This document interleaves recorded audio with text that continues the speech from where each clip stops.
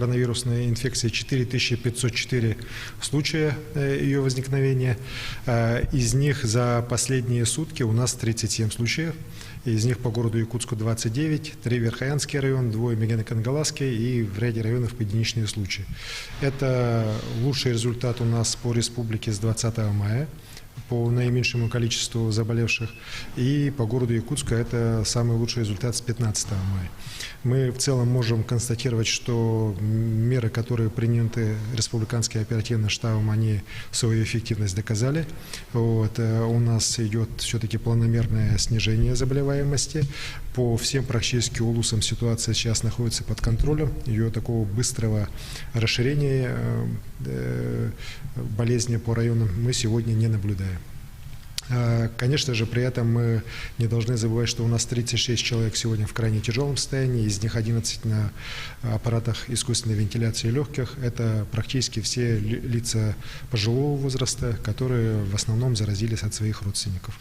И здесь, конечно же, дальнейшее соблюдение ограничительных мер, масочного режима, санитарных норм, оно, конечно, для жителей города Якутска, где все равно у нас 80% заболеваний регистрируется, да и для других районов, оно, конечно, очень важно.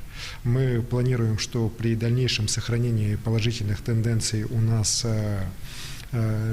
третий этап снятия ограничительных мер мы вступим с 15 июля, но для этого надо еще и дальше работать.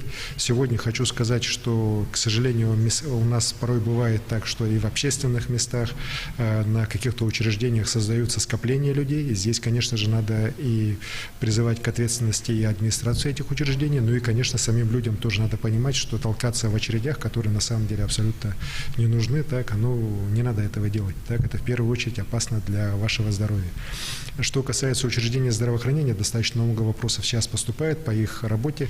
Хочу сказать, что плановый прием по городу Якутску, он будет осуществляться только после начала третьего этапа снятия ограничений, то есть не ранее 15 июля. По другим районам республики в целом этот процесс уже начался, потому что эпидемиологическая ситуация, она сейчас, еще раз говорю, у нас развивается благоприятным образом, и мы можем себе это уже позволить, и учреждения здравоохранения именно в районах республики, не в городе Якутске, могут начать уже работать в плановом режиме.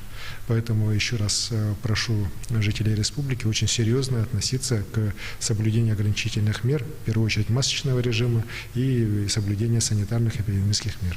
Спасибо. Спасибо большое. Это был брифинг главы Якутии с информацией об эпидобстановке в регионе на вечер 6 июля. Оставайтесь с нами.